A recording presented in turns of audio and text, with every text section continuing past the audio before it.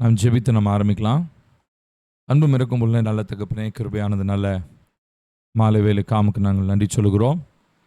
இந்த வேலையிலும் நம்முடைய பிள்ளைகளாய் நாங்கள் இணைந்து இந்த பைபிள் ஸ்டடியில் நாங்கள் உங்களுடைய வார்த்தைகளை, உங்களுடைய சத்தத்தை கேட்கும்படியாக கர்த்தருடைய ஆவியானோர் வசனத்தின் மூலமாக எங்களோடு பேசுகிற உம்முடைய ஆழங்களை அறிந்து கொள்ளும்படியாக கர்த்தர் தந்திருக்கிற நேரத்திற்காக ஸ்தோத்திரம். கர்த்தருடைய ஆவியானவர் இப்பொழுது எங்களோடு கூட பேசுவீராக. கர்த்தருடைய வார்த்தையை வெறும் கேட்கிறவர்களாய் மாத்திரமல்ல, கீழ்ப்படுகிறவர்களாய் இருக்க கடினங்களை மாற்றும், கடினத்தன்மைகளை உடையும், இணக்கமுள்ள இருதயத்தை தாரும். கர்த்தருடைய வார்த்தை உணர்த்தும் பொழுது அதற்கு கீழ்ப்படிந்து தேவ சித்தத்தை செய்கிறவர்களாகவும் கர்த்தர் நீர் எங்களை மாற்றும். தேவையற்ற எல்லா கவனக்குறைவுகள், திசை திருப்பங்கள் இயேசுவின் நாமத்தில் வெளியேறுவதாக. சிந்தனைகள், எண்ணங்கள், யோசனைகள் எல்லாவற்றையும் ஒருமுகப்படுத்தி கர்த்தருடைய வார்த்தையை கேட்பதிலும் கீழ்ப்படிவதிலும் ஆவியானவர் உணர்த்துகிற காரியங்களில் சரி செய்து கொள்வதிலும் எங்களுடைய கவனத்தை செலுத்த கர்த்தர் உதவி செய்யும். எங்களோடு கூட நீ தொடர்ந்து பேசும். துதி கன மகிமை எல்லாம் நாங்கள் உமக்கே செலுத்துகிறோம். இயேசுவின் நாமத்தில் கேட்கிறோம் எங்கள் நல்ல பிதாவே, ஆமேன். ஆமேன். ஆடியோ தெளிவாக இருக்குங்களா? ஒரு தம்ஸ் அப் தரீங்களா? Okay, thank you. Good evening. உங்கள் எல்லாரையும் பார்க்குறதுல ரொம்ப சந்தோஷம். கர்த்தருடைய நாமம் மகிமை அடைவதாக. சரி, நம்ம தொடர்ச்சியாக நம்ம ஆந்த்ரோபாலஜி, மானுடவியல், மனிதன் யார், மனிதனுடைய தன்மைகள் என்ன அப்படின்ற ஒரு சில காரியங்களை குறித்து நாம் பார்த்து கொண்டிருக்கிறோம். ஆத்துமாவிற்கும் ஆவிக்கும் இருக்கிறதான வித்தியாசத்தை குறித்து நாம் பார்த்து கொண்டிருக்கிறோம். ஸோ அதில் நம்ம கடைசியாக பார்த்தது ஆத்துமாவென்றால் என்ன, அந்த ஆத்துமாவை குறித்து கர்த்தருடைய வார்த்தை என்ன சொல்லுது. அடுத்ததாக நம்முடைய வாழ்க்கை அப்படின்னு சொல்கிற அந்த வாழ்க்கையினுடைய ஒரு பாகம், முக்கியமான ஒரு பாகம் தான் ஆத்துமா அப்படின்றத நம்ம பார்க்குறோம். சரி, அந்த ஆத்துமாவிற்கு ஜீவனை தருவது ஆவி. அந்த ஆவி என்னதுன்னு சொல்கிறோம் அப்படின்னா கர்த்தருடைய சுவாச காற்று, அதை ரூவா காற்று என்று சொல்லுகிறோம். அந்த சுவாச காற்று நமக்குள் வந்த உடனே நம்மளுடைய ஆத்துமா உயிரடைகிறது. அது வரைக்கும் டார்மெண்ட், அதாவது அமைதலாக இருக்கிறதான அந்த ஆத்துமா கர்த்தருடைய ஆவி உள்ள வந்ததுக்கப்புறம் அது உயிரடைகிறது என்கிறதை நாம் பார்க்கிறோம். அடுத்ததாக நாம் ஒரு சில காரியங்களை பற்றி பார்த்தோம். ஆவி, ஸோ இந்த ஆவின்றது எதை குறித்து பேசப்படுகிறது அப்படின்றதெல்லாம் பார்த்தோம். அதுக்கப்புறம் அதனுடைய ஒரு சில வசனங்களை எல்லாம் ஏற்கனவே நம்ம போன செஷனில் நம்ம பார்த்தோம். சரி, இன்றைக்கி நம்ம பார்க்க போகிறது இந்த ஆத்துமாவிற்கும் ஆவிக்கும் இருக்கிறதான ஒரு உறவு, the relationship between soul and spirit. பாருங்க, நான் ஒரு வார்த்தை இங்கே போட்டிருக்கிறேன். we do not say man is a spirit but that he has a spirit. மனிதன் ஆவியாக இருக்கிறான் என்று நாம் சொல்லுவதில்லை, ஆனால் மனிதனுக்கு ஆவி இருக்கிறது என்று சொல்லுகிறோம். ரெண்டுக்கு வித்தியாசம் இருக்குது. மனிதன் ஆவியாக இருக்கிறான்னா என்ன அர்த்தம்? அவனுக்கு ஃபிசிக்கல் பாடி இல்லை, அவன் அப்படியே ஒரு செவுத்து வழியாக பூந்து போயிட்டு வர முடியும், அந்த மாதிரி. அதாவது மெட்டீரியலான எந்த லிமிட்டேஷன்ஸும் அவனுக்கு கிடையாது. ஏன்னா ஸ்பிரிட்டுன்னும் போது அது ஃபிசிக்கல் ரியாலிட்டிலாம் தாண்டி அது எல்லா காரியங்களையும் தாண்டி செல்கிறதா இருக்கும். ஸோ அப்படி கிடையாது. ஸோ நம்ம வந்து ஆவிக்கு உரியவர்கள், ஆனால் ஆவி மனுஷர்கள் நம்ம கிடையாது. அதாவது நம்ம டோட்டல் ஹியூமன் பீயிங்கே வந்து ஸ்பிரிட் அப்படின்னு நம்ம என்ன பண்ண முடியாது, சொல்ல முடியாது. ஸோ நம்ம ஃபிசிக்கல் பீயிங், நம்ம மாம்ச மனிதர்கள் தான், ஆனால் நம்மளுடைய ஆவி உள்ளே இருக்குது. அந்த ஆவி மறுபிறப்பை அடைந்ததுக்கப்புறம் நம்ம இப்போது மாம்சத்துக்குரியவர்களாக இருந்தாலும் இப்போ ஆவிக்குரியவர்களாக நாம் மாற்றப்படுகிறோம். நான் சொல்கிறது புரியுதுங்களா? அதுக்கு முன்னாடி வரைக்கும் நம்ம மரித்த நிலையில் இருக்கிறோம். அதாவது அதுதான் பாவத்திற்கு மரித்து அப்படின்னு பவுல் சொல்கிறாரு. ஆனால் கர்த்தருடைய ஆவி நமக்குள்ளே வந்த உடனே ஏற்கனவே எனக்குள்ளே இருந்தது அந்த ஹியூமன் ஸ்பிரிட் என்ன ஆகுது அப்படின்னு சொன்னால் உயிரடைந்து ஆவிக்குரியவனாக, ஆவிக்குரிய காரியங்களை சென்ஸ் பண்ணுறவனாக நான் மாறிவிடுகிறேன். அதை உணர்கிற மனிதனாக நான் மாற்றப்படுகிறேன். சரிங்களா? ஸோ அப்போது இந்த ஆவி உள்ளே வந்த உடனே ஒரு புதிதான ஒரு காரியத்தை குறித்த ஒரு உணர்வு வருது. அதுதான் என்னது? ஆத்துமாவை குறித்த ஒரு உணர்வு. சரி, இப்போ ஒரு சினாரியோவை நான் சொல்கிறத கொஞ்சம் கற்பனை பண்ணுங்கள். இப்போ ரட்சிக்கப்படாததுக்கு முன்னாடி, சரி ஒரு எக்ஸாம்பிளுக்கு நம்மள வேணாம், ஒரு தேர்ட் பர்சன் எடுத்துப்போம். ஒரு மனுஷன் இருக்கிறான்னு எடுத்துப்போம். ஒரு மனுஷன் பயங்கரமான மோசமான மனுஷன், அதாவது அவன் ஒரு கொலைகாரன்னு வச்சுப்போம். அவன் பயங்கரமாக கொலை பண்ணுற ஒரு மனுஷன், அவன் எல்லா விதமான அக்கிரம செயல்களும் பண்ணுற மனுஷன். இப்போது அவனுடைய சரீரம் இருக்கிறது, அவன் நல்லா உயிரோடு தான் இருக்கிறான், மூச்சு விட்டுட்டு தான் இருக்கிறான். ஆனால் அவனுடைய ஆத்துமாவானது என்ன ஆயிடுச்சு அப்படின்னா மரிச்சு போச்சு. அதாவது மரிச்சு போச்சு அப்படின்னா இட் இஸ் ஸ்டில் தேர், அவங்க உள்ளதான் இருக்குது. ஆனால் அவன் ஏற்கனவே செய்ததான அந்த செயல்களின் நிமித்தம், அவனுடைய பாவ செயல்கள் நிமித்தம், அக்கிரமங்கள் நிமித்தம் அந்த ஆத்துமான்றது என்ன ஆயிடுச்சுன்னா ஒரு அமைதலாக போய்விட்டது. அதாவது அது மரித்த நிலையிலே, அது மரிச்சு போயிடுச்சுன்னு சொல்ல முடியாது, மரித்த நிலையிலே அது இருக்கிறது. அதாவது அமைதலாகி விட்டது அப்படின்றது அர்த்தம். இப்போ அந்த மனுஷனுக்கு ஏசப்பாவை பற்றி சொல்கிறோம். ஏசப்பாவை பற்றி சொன்ன உடனே நடக்கிற காரியம் என்ன? அந்த ரட்சிப்பை கொண்டு வருவர் யார்? பரிசுத்த ஆவியானவர். ஸோ பரிசுத்த ஆவியானவர் அந்த நம்ம பேசுகிற வார்த்தை, இப்போ நான் அந்த மனுஷனை பார்த்து, சகோதரரை நீங்கள் இப்படி இருக்கக்கூடாது, உங்களுடைய வாழ்க்கையை குறித்து தேவனோட திட்டம் வச்சுருக்கிறாரு, நீங்கள் இந்த பாவங்கள்லாம் சொல்லி அறிக்கையிடுங்க, உங்களுக்காக ஆண்டவராகிய இயேசு கிறிஸ்து இந்த பூமிக்கு வந்தார், மரித்தார், உயிர் தெழுந்தார், திரும்ப வரப்போகிறார், அவர் உங்களுக்காக சிந்தின ரத்தத்தினால ரட்சிப்பு உண்டு, இதெல்லாம் நான் சொல்கிறேன். இப்போ நான் சொல்லும் போது நல்லா கவனிக்கணும். எனக்குள்ளே இருக்கிற ஆவியானவர், சரிங்களா, இப்போ எனக்குள்ளே இருக்கிற ஆவியானவர் அந்த பக்கம் அதை கேட்டுக்கொண்டு இருக்கிற மனுஷன் இருக்கார் இல்லைங்களா, அவர் இப்போ எப்படி இருக்கிறாரு? அவருக்குன்னு ஒரு ஆவி இருக்குது, அது ஆக்டிவாக தான் இருக்குது. ஆனால் அவருடைய ஆத்மா என்ன ஆயிடுச்சு? மரித்த நிலையில் இருக்குது. மரித்து போகலை, மரித்த நிலையில் இருக்கிறது. ஸோ இப்போ எனக்குள்ளே இருக்கிற ஆவியானவர் ஒரு மாற்றத்தை, நான் பேசுகிற வசனத்தின் மூலமாக, அதே நான் இன்னும் நல்லா ஸ்பிரிச்சுவலாக ஆவியில் நிரப்பப்பட்ட மனுஷனாக இருக்கிறேன் அப்படின்னா, எனக்குள்ளேருந்து வர்ற வார்த்தையில் ஆவியானவருடைய வல்லமை என்ன பண்ணுதுங்க? அந்த மனுஷனுடைய ஆவியை தொடுகிறது. நல்லா கவனிக்கணும். காது வழியாக போகிற அந்த வார்த்தை அந்த மனுஷனுடைய ஆவியை ரிவைவ், அது எழுப்பி விடுது. எழுப்பி விட்ட உடனே ஆவியானவருடைய செயல் அங்கே ஆரம்பிச்சிருது. அந்த வார்த்தையை பேசுறது மட்டும்தான் என் வேலை. அந்த வார்த்தை வழியாக பரிசுத்த ஆவியானவர் எனக்குள்ளேருந்து அந்த மனுஷனுடைய இருதயத்திற்குள்ளாக போய் அங்கே உள்ள ஒரு தூண்டுதல், ஒரு எண்ணத்தை உண்டு பண்ணுறார். ஆமாம் தானே, நம்ம ஏன் இப்படி இருக்கணும், ஏன் நம்மளுடைய இந்த அவல நிலையில் நம்ம இருக்கணும், நம்ம மாற்றப்பட வேண்டுமே அப்படின்ற ஒரு எண்ணம் வருது பார்த்தீங்களா? அந்த எண்ணத்தை உண்டாக்குறவர் யார்? பரிசுத்த ஆவியானவர். இப்போ நல்லா கவனிக்கணும். என்னுடைய ஆவி ஆத்மா சரீரம் கரெக்டாக இருக்குது, ஏன்னா நான் ஆவியானவரால் நடத்தப்படுறேன். எனக்கு ஆத்மா இருக்கணும்னு தெரியுது, ஆவியானவரால் நடத்தப்படுறேன்னு தெரியுது.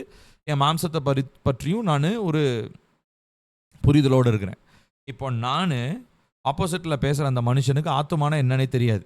அப்படியே ஆத்துமான்னு ஒன்று இருந்தாலும் அதை பற்றி அவர் கவலையும் கிடையாது. இப்போ அவருக்கு தெரிஞ்சதெல்லாம், அவர் உடம்பில் இருக்கிறாரு, உயிரோடு இருக்கிறாரு, மூச்சு விட்டுட்டு இருக்கிறாரு, அவ்வளோதான். இப்போ அவருடைய ஆவியில் ஒரு தெளிவில்லை, ஆத்துமா மரித்த நிலையில் இருக்கிறது. ஆனால் எனக்குள்ள இருக்கிற ஆவியானவர் அவருக்குள்ளாக கிரியை செய்ய ஆரம்பிக்கும் பொழுது அவருடைய ஆவி உயிரடைகிறது. உயிரடைஞ்ச உடனே, நல்லா கவனிக்கணும், உயிரடைஞ்ச உடனே ரிவைவ் ஆகிற முதல் பகுதி என்ன தெரியுங்களா? ஆத்துமா. இப்போ இந்த ஆத்துமா இதுக்கு முன்னாடி எப்படி இருந்துச்சுன்னு சொன்னேன்? மரித்த நிலையில் இருந்துச்சு. இப்போ என்ன நடக்குதுன்னு சொல்கிறேன் அப்படின்னு சொன்னால், எனக்குள்ளிருந்து போன அந்த வார்த்தை ஆவியானவர் மூலமாக அந்த மனுஷனுடைய வாழ்க்கையில் அந்த அவருடைய ஆவியில் கிரியை செய்து ஏற்கனவே மரித்து போன நிலைமையில் இருக்கிறதான அவருடைய ஆத்துமாவை உயிரடைய வைக்கிறது. சரிங்களா? இதுதான் ஆவிக்கும் ஆத்துமாவுக்கும் இருக்கிறதான உறவு என்று நான் சொல்லுகிறோம். சொல்கிறது உங்களுக்கு புரியுதுங்களா? இப்போ அடுத்ததான் நாம் பார்க்க போகிறது, இந்த ஆத்துமா அப்படின்றது பார்த்தீங்கன்னா மனுஷனுடைய உலக வாழ்க்கைக்கு அடிப்படையான ஒரு காரியமாக இருக்கிறது. இப்போ இந்த spirit, it is related to heavenly life. ஆத்துமா அப்படின்றது earthly லைஃப், ஸ்பிரிட்ன்றது பார்த்தீங்கன்னா ஹெவன்லி லைஃப். நல்லா புரிஞ்சுக்கணும். நான் இந்த சிவப்பில் நான் போட்டிருக்கேன் பார்த்தீங்களா, அதை நல்லா நல்லா கொஞ்சம் நீங்கள் ஸ்ட்ராங்காக படிக்கணும். சத்தம் உங்களுக்கு கேட்குது இல்லை? எல்லாருக்கும் கேட்குதா? சத்தம் கேட்குது இல்லை? ஓகே. இல்லை வால்யூம் கம்மியாக இருக்குது அப்படின்னாங்க.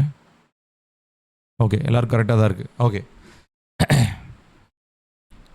ஸோ ஆத்துமான்றது நம்முடைய உலக வாழ்க்கைக்கு சம்பந்தமானது. ஏன்னா நம்ம என்னென்னலாம் செய்கிறோம். இப்போது ஆத்துமாவை பற்றி நான் ஏற்கனவே சொல்லியிருக்கேன். சித்தம், சிந்தை, உணர்வு என்கிறதான 3 காரியங்கள் உள்ளடங்கியது தான் ஆத்துமான்னு சொல்லி சொன்னோம் இல்லையா? ஸோ இப்போ நம்ம என்ன பண்ணுறோம் அப்படின்னு சொல்லி சொன்னால், நம்ம இந்த பூமியில் நம்ம பிறந்ததுலேருந்து நம்ம அனுபவித்து வருகிற எல்லா நினைவுகள், நம்மளுடைய சிந்தையில் இருக்கிற நினைவுகள், எண்ணங்கள், யோசனைகள், இது எல்லாமே என்னுடைய ஆத்துமாவின் ஒரு பாகமாக இருக்கிறது. இந்த ஆத்துமாவில் தான் எனக்கு நினைவு இருக்கிறது. இந்த ஆத்துமாவில் தான் ஆண்டவராகிய இயேசு கிறிஸ்து யார் என்பதை பற்றி கேள்விப்படுகிறேன், அவரை பற்றி அறிந்து கொள்கிறேன். அவரை பற்றிக்கிற அறிவு என்னுடைய ஆத்துமாவில் தான் வருது. அதுக்கப்புறமா என்னுடைய ஆத்துமா பரிசுத்தமாக இருக்கணும், பரலோகத்துக்கு போகணும், என்னுடைய ஆத்துமா நரகத்திலிருந்து தப்புவிக்கப்படணுன்ற ஒரு எண்ணமும் வர்றது இந்த ஆத்துமாவில் தான். இதெல்லாம் எதனால வருது? ஆத்துமாவுக்கு ரிலேட் பண்ண, அதாவது ஆத்துமாவோடு தொடர்பு கொள்ளக்கூடிய விதத்தில் ஒரு சில காரியங்கள் என்னுடைய வாய்க்குள்ள, என்னுடைய காதுக்குள்ள, என் கண்ணு வழியா, இது வழியா, என்னுடைய ஐம்புலன்கள் வழியா உள்ள போகுது. நான் சொல்றது புரியுதுங்களா? என்னுடைய பாடி ஒரு சின்ன ஹோஸ்ட் தான். ஹோஸ்ட்னா அதாவது அதில் என்ன வேணால் நீங்கள் சுமக்கலாம். அதில் நீங்கள் அசுத்தாவியும் சுமக்கலாம், அதே சரீரத்தில் பரிசுத்தாவியானவரும் நீங்கள் சுமக்கலாம். கரெக்டு தானே? இது ஹோஸ்ட்னு சொல்கிறோம். இப்போது இந்த பாடின்றத பரிசுத்தாவின் உள்ள வந்தது மாத்திரம் இல்லை, ஆவியானவர் மூலமாக, நான் கேட்குற வசனத்தின் மூலமாக, நான் பார்க்குற காரியம் மூலமாக, நான் ஜெபிக்கிற ஜெபம் மூலமாக, தேவ பிரசன்னத்தில் இருக்கிற, இப்படி பல விதமான இன்ட்ராக்ஷன்ஸில் எனக்குள்ள என்னுடைய சோல் அப்படின்றது, ஆத்துமான்றது ஒரு ஒரு ஒரு உரு பெறுகிறது. அதுக்கு முன்னாடி வரைக்கும் ஃபார்ம்லெஸ்ஸாக இருக்கிற என்னுடைய ஆத்துமா ஒரு உருவம் பெறுகிறது. நான் சொல்கிறது உங்களுக்கு புரியுதுங்களா? ஸோ இதனுடைய ஒட்டு மொத்தம் தான் உலக வாழ்க்கையினுடைய அந்த என்ன சொல்கிறது தொகுப்புன்னு நம்ம சொல்லலாம். இப்போ நம்ம மனுஷ வாழ்க்கையினுடைய அந்த ஒட்டுமொத்த தொகுப்பு என்னதுங்க? சோலில் என்ன நடக்குதோ, ஆத்துமாவில் என்ன நடக்குதோ. அதனால தான் சின்ன வயசுலேருந்து வருகிற காரியங்கள் எல்லாவற்றையுமே நம்ம ரொம்ப கவனமாக நம்ம பார்க்கணும். இப்போ உதாரணத்திற்கு, நான் ஏற்கனவே அந்த ஆத்தும காயங்கள்னு சொல்லி போன வருஷத்தினுடைய கடைசியில் நான் பேசினேன். Soul wounds, healing soul wounds. இப்போ இந்த சோல் வூண்ட்ஸ் எப்படி வருது? இப்போ விவரம் அறிஞ்ச வயசுலேருந்து கொஞ்சம் நமக்கு ஒரு சில காரியங்களை நம்ம காயப்படுறோம், கேட்குறோம், பார்க்குறோம். அதுக்கு முன்னாடி சோல் இருந்துச்சு, ஆனால் அது ரிவைவ் ஆகலை. ஆனால் அந்த சோல் எப்படி தொடப்பட்டுச்சு? என்னுடைய அம்மாவுடைய வயிற்றில் இருக்கும்போது எங்கள் அம்மா கடந்து வந்ததான ட்ராமா, எங்கள் அம்மாவுக்கு ஏற்பட்டதான பாதிப்புகள், காயங்கள், வேதனைகள், அது எல்லாம் கருவில் அவங்களுடைய ஆத்மாவை பாதித்தது போலவே கருவில் இருந்ததான என்னுடைய ஆத்மாவையும் அது மறைமுகமாக பாதித்தது. இதை பற்றி தான் நான் சோல் வூண்ட்ஸில் பேசியிருப்பேன். சரிங்களா? ஸோ நீங்கள் அதை கண்டிப்பாக கேட்கணும். கேட்காதவங்க தயவு செஞ்சு அதை கேளுங்க. இப்போ ஒரு விஷயத்தை நம்ம தெளிவாக புரிஞ்சுக்கணும். நம்மளுடைய ஆத்மாவில் நம்ம விவரம் அறிஞ்ச வயசுலேருந்து ஆரம்பித்து வி ஆர் கலெக்டிங் மெமரிஸ், நினைவுகளை சேர்த்து கொண்டே வருகிறோம். அந்த மாதிரி ஒரு நினைவு தான் ஆண்டவராகிய இயேசு யார், இயேசு நமக்காக மரித்தார், உயிர்த்தார், நம்மளை ரட்சித்தார், நமக்காக பரிந்து பேசுகிறார், இதெல்லாமே பார்ட் ஆஃப் த சோல். இப்போ நல்லா கவனிக்கணும், இந்த சோல், இந்த ஆத்துமா அப்படின்றது இது உலக பிரகாரமாக இந்த உலகத்தில் இருக்கிற வரைக்கும் தான் நமக்கு அது. அதுக்கு அடுத்து தான் அந்த சோல் பொறுத்து தான் என்னுடைய மகிமையின் சரீரம் உருவாக்கப்பட்டு நான் பரலோகத்திற்கு போகிறேன்னா என்னுடைய ஆத்துமா நித்திய ஆக்கினைக்கு தள்ளப்படுகிறதா அப்படின்றது நியாயத்திற்கு நாளில் அது தேவனால் தீர்மானிக்கப்படுகிறது. ஆனால் இதே ஆவி அப்படின்றது கவனித்து பார்த்தீங்கன்னா பாருங்கள், நான் போட்டிருக்கேன், சிவப்பில் போட்டிருக்கேன், spirit relates to man's heavenly life. அப்போ ஒரு மனுஷன், இப்போ அதனால தான் நான் உங்களுக்கு போன எபிசோடில் நான் பேசும்போது பேசினேன். இப்போது விவரம் அறியாத ஒரு குழந்தை, இப்போ ஒரு உதாரணத்துக்கு கருக்கலைப்பு செய்யப்படுகிறது, இல்லை பிரசவ காலத்திலேயே குழந்தை இறந்து விடுகிறது. இப்படிப்பட்ட குழந்தைகள் எங்கே போகும்? நரகத்துக்கு போகுமா, பரலோகத்துக்கு போகுமான்னு நிறைய பேர் கேள்வி கேட்டிருப்பாங்க. அதாவது அந்த ஆத்துமாவுக்கு ஒரு ஃபார்ம் அதாவது ஒரு உருவம் அந்த ஆத்துமாவிலே நன்மை தீமை என்கிறதான வித்தியாசம் தெரியாத வரைக்கும், அதுதான் லிமிட். தெரிய ஆரம்பிச்சிருச்சுன்னா கண்டிப்பாக அந்த ஆத்துமாவினுடைய மெமரி, அந்த ஆத்துமாவில் இருக்கிறதான நினைவுகளை பொறுத்து தான் நியாயம் தீர்க்கப்படும். அதுக்கு முன்னாடி இப்போ உதாரணத்துக்கு இப்போ இந்த கருவில் இருக்கிறதான குழந்தை, இந்த பிறந்தவுடன் இறந்து போகிற குழந்தைகள், இப்படிப்பட்ட குழந்தைகளுடைய அவங்களுக்கு சோலை உருவாகலை. அதாவது சோல் இருக்குது, பட் அது டார்மெண்ட், அதாவது அது அமைதலில் இருக்குது. இப்போது அவங்களுக்கு பாடி இருக்குது, ப்ரீத் ஆகுது, ஆனால் இறந்து போச்சு. இப்போ இறந்த உடனே என்ன ஆகுது? இப்போ நான் சொன்ன மாதிரி spirit it relates to the heavenly life. So என்ன ஆகுது? அந்த நம்ம வசனத்தில் வாசிக்கிறோம், மனுஷனுடைய ஆவி கர்த்தர் தந்த தீபமாக இருக்கிறது. ஸோ மரித்து போன உடனே அந்த குழந்தை இப்போ என்ன ஆகிடுது, அந்த குழந்தையினுடைய ஆவி திரும்ப அது தேவனிடத்திலே போய்விடுகிறது. நான் சொல்கிறது உங்களுக்கு புரியுதுங்களா? ஸோ ஒரு விவரம் வர்ற வரைக்கும் தான் அந்த குழந்தைக்கு ஆத்துமா அப்படின்ற ஒரு கான்செப்டை நம்ம வச்சு பேச முடியும். ஆத்துமாவை தான் கர்த்தர் நியாயம் தீர்ப்பார். சரீரத்தை நியாயம் தீர்க்க மாட்டார், ஆவியும் நியாயம் தீர்க்க மாட்டார், ஆத்துமாவை தான் அவர் நியாயம் தீர்ப்பார். சரிங்களா? அதனால தான் கர்த்தருடைய வசனம் அங்கங்கே நம்ம பல இடங்களில் வாசிக்கிறோம். மனுஷன் உலகம் முழுசும் ஆதாயப்படுத்தினால் தன்னுடைய சொந்த ஜீவனை சொல்லும் போது அங்கே ஆத்துமாவை குறிக்கிறது.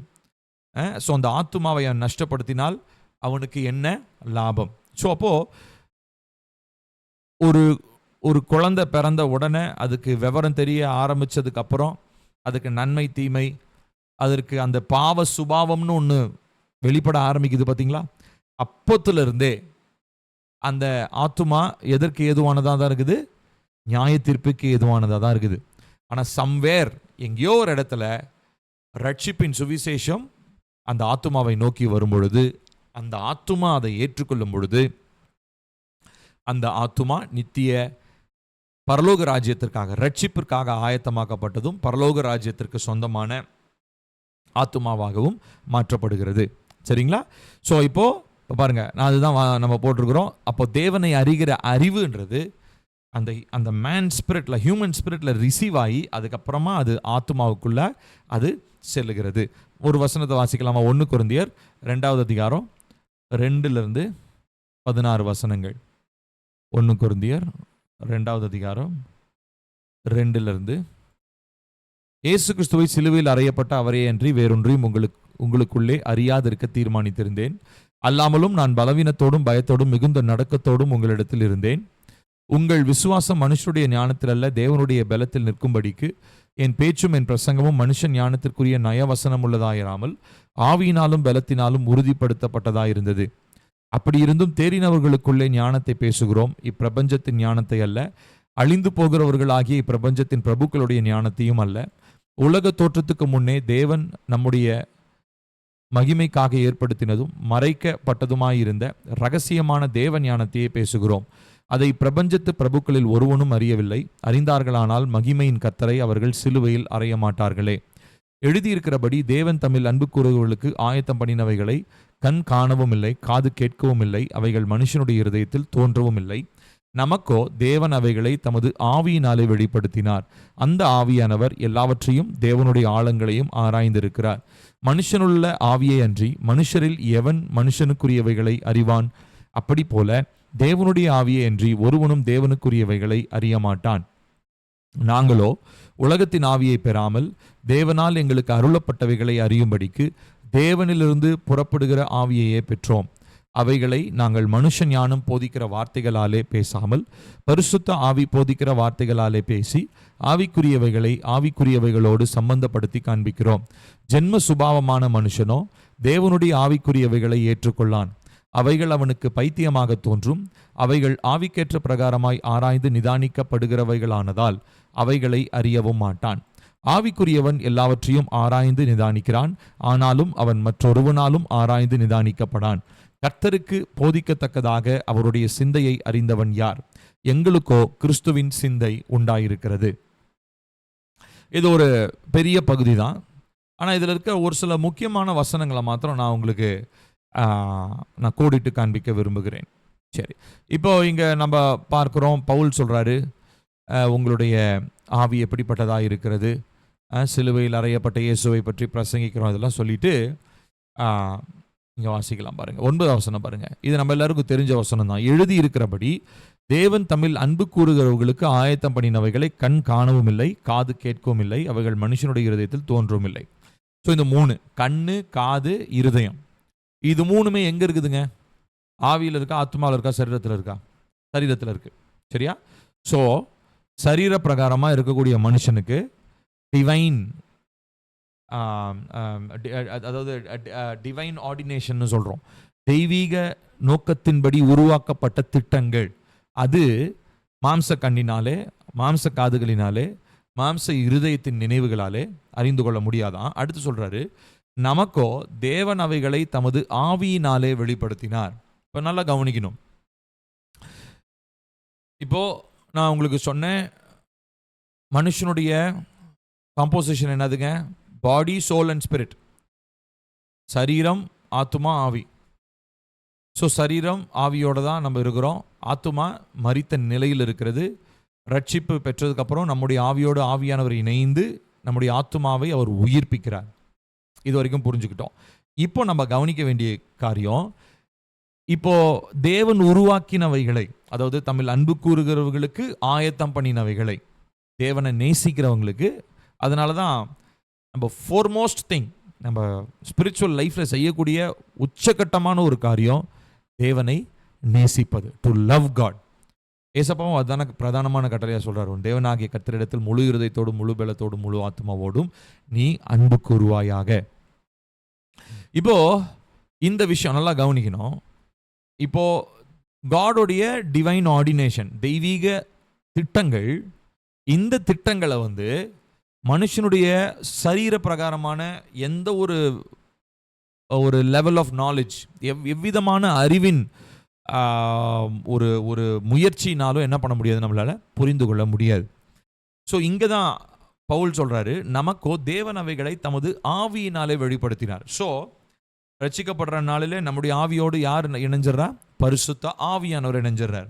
உள்ளே வந்த உடனே அவர் என்ன பண்ணுறாருங்களாம், எது எதெல்லாம் ஃபிசிக்கலாக என்னால் உணர முடியலையோ, எது எதெல்லாம் என் கண்ணால் பார்க்க முடியலையோ, எது எதெல்லாம் என் காதால் கேட்க முடியலையோ, எதெல்லாம் என்னுடைய இருதயத்தின் சாதாரணமான ஒரு மனுஷனாக இருதயத்தின் நினைவுகளில் என்னால் புரிந்து கொள்ள முடியலையோ, அந்த காரியங்களை கர்த்தருடைய ஆவியானவர் என்னுடைய ஆவியோடு இணைந்து பாருங்க, அந்த ஆவியானவர் எல்லாவற்றையும் தேவனுடைய ஆழங்களையும் ஆராய்ந்திருக்கிறார்.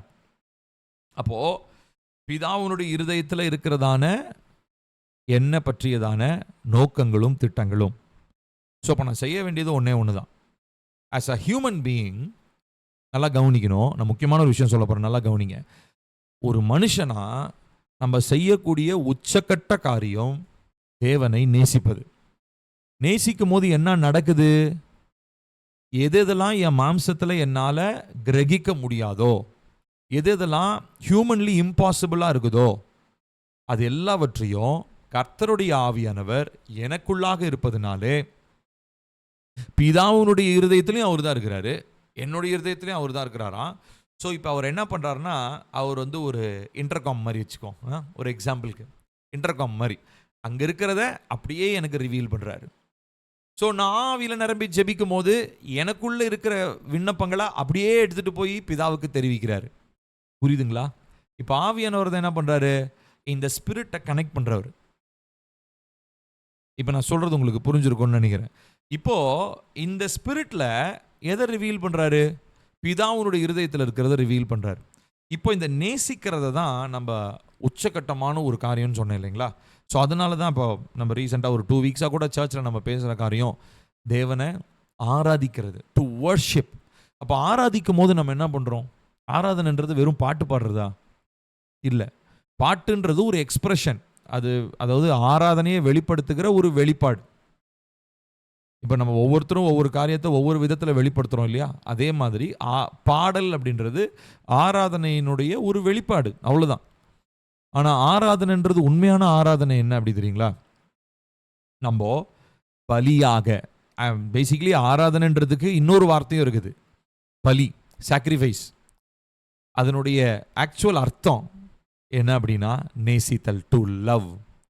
நான் உங்களுக்கு ஏற்கனவே சொன்னேன், வர்ஷிப் அப்படின்ற வார்த்தைக்கு அர்த்தம் என்ன அப்படின்னா முத்தமிடுதல்னு அர்த்தம். எபிரேய வார்த்தையில் முத்தமிடுதல், டு கிஸ். யாரை நம்ம முத்தமிடுவோம்? ரொம்ப நேசிக்கிறவங்கள, ரொம்ப இருதயத்திற்கு நெருக்கமாக இருக்கிறவங்கள நம்ம என்ன பண்ணுவோம்? முத்தமிடுவோம் இல்லைங்களா? ஸோ அதே போல் நம்ம பாருங்களேன், இது எல்லாமே எவ்வளவு ஒன்னோட ஒன்று இன்டர் கனெக்டட், ஒன்னோட ஒன்று எவ்வளோ தொடர்புள்ளதாக இருக்குது பாருங்கள். அப்போது ஆவியோடு இருக்கிற ஒரு மனுஷன் உயிரோடு இருக்கிறான் அப்படின்னா அவனுடைய வாழ்க்கை பிரயோஜனம் உள்ளதாக இருக்கணும்னா அதற்கு அவன் செய்ய வேண்டிய காரியம் தேவன் யாருன்றதை ஃபஸ்ட்டு அறிந்து கொள்ளணும். அடுத்ததா தேவனுக்கு காணிக்கை கொடுக்கறதோ அதை பண்ணுறதோ இதெல்லாம் இல்லை, தேவனை ஆராதிக்கணும், மனசார நேசிக்கணும். இதுதான், இந்த காரியம்தான் மற்ற எல்லா ஆவிக்குரிய வாழ்க்கையினுடைய அடிப்படையாக இருக்குது. அதனால தான் தேவன் கூட எபேசு பட்டணத்துக்கு பேசும்போது சொல்கிறாரு, நீ வேற எந்த கிரியை பற்றி பேசலை, நீ என் மேலே வச்சிருக்கிற ஆதி அன்பிலே நீ குறைந்து போனாய் அப்படின்னு சொல்லிட்டு உன் மேலே எனக்கு ஒரு குறைவு உண்டுப்பா. ஒரு குறை ஒன்று இருக்குது, என்னன்னா த ஃபர்ஸ்ட் லவ்வை நீ விட்டுட்ட.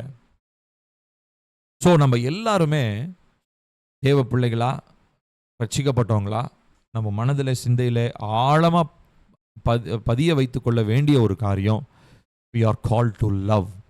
தேவனை நேசிப்பதற்காக தான் அழைக்கப்பட்டோம், அதற்காக தான் உருவாக்கப்பட்டோம், அதற்காக தான் ரட்சிப்பை நம்ம பெற்றிருக்கிறோம். ஸோ நம்முடைய ஆவியாக இருக்கட்டும், அந்த அந்த ஆவியோடு இணைந்து பரிசுத்த ஆவியானவர் உயிர்ப்பித்த நம்முடைய ஆத்துமாவாக இருக்கட்டும், அந்த ஆத்துமாவில் இருக்கிற சித்தம், சிந்தை, உணர்வுகளாக இருக்கட்டும், இவை எல்லாவற்றினாலும் தேவனை நேசிக்கிறவர்களாகவும் தேவனை முத்தமிடுகிறவர்களா, அதாவது அவரை தொழுது கொள்ளுகிறவர்களாகவும் நாம் இருக்க வேண்டும்.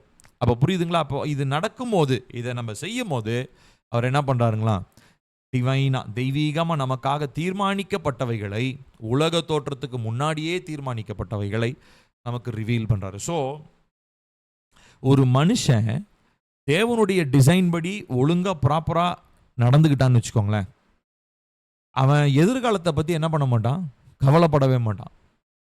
நான் சொல்கிறது புரியுதுங்களா? இப்போ நம்ம இது வரைக்கும் பார்த்த இந்த காரியத்தினுடைய சுருக்கம் அதுதான். ஒரு மனுஷன் தேவனுடைய நியமனத்தை புரிஞ்சுக்கிட்டு தேவனை ஆராதிக்கிறது, இல்லை தான் ஆவி ஆத்மா சரீரம் எப்படி, ஆத்மா என்ன ஆவி என்னன்றதை புரிஞ்சுக்கிட்டு தேவனை ஒரு மனுஷன் நேசிக்க ஆரம்பிச்சிட்டான், அன்பு கூற ஆரம்பிச்சிட்டான்னு சொல்லி சொன்னால், அவனுடைய இருதயத்தில் ஆவியானவர் டெபாசிட் பண்ணிக்கிட்டே இருக்கிறாரு. அடுத்தடுத்த காரியங்கள், அடுத்தடுத்து வரக்கூடிய காரியங்கள் எல்லாவற்றையும் குறித்து ஒரு கேள்வி எழும்பும்போது, ஒரு சந்தேகம் எழும்பும்போது, அதுக்கு தேவையான எல்லா பதில்களையும் கர்த்தருடைய ஆவியானவர் பிதாவுடைய இருதயத்திலிருந்து டைரக்டாக எனக்கு எடுத்துட்டு வந்து கொடுக்குறார். எவ்வளோ பெரிய காரியம் பார்த்தீங்களா அது? ஸோ இதுதான் அப்போஸ்தலனாகிய பவுலுங்க சொல்கிறார், தேவனுடைய ஆழங்களை ஆராய்ந்திருக்கிறார். மனுஷனுள்ள ஆவியே என்று மனுஷன் எவன் மனுஷனுக்குரியவைகளை அறிவான், அப்படி போல தேவனுடைய ஆவியே என்று ஒருவனும் தேவனுக்குரியவைகளை அறியவும் மாட்டான்.